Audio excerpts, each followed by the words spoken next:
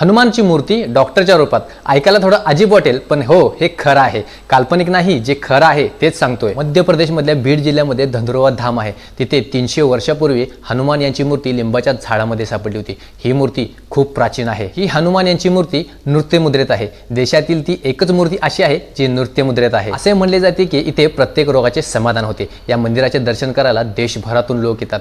या मंदिरात हनुमान यांची मूर्ती डॉक्टर रूपात पूजली जाते. असेही म्हणतात की तिथे एक साधू होते. त्यांचं नाव होतं शिवकुमार. त्यांना कॅन्सर होता. त्यांच्या स्वप्नात येऊन बजरंगबलींनी डॉक्टर रूपात दर्शन दिले होते. त्याच्याच दुसऱ्या दिवशी साधू पूर्णपणे बरे झाले होते. इथे मोठ्यातला मोठा आजार बजरंगबली यांच्या कृपेनेच बरा होतो. आता काही अति हुशार लोक म्हणतील की महामारीच्या वेळी हे मंदिर बंद का असतं?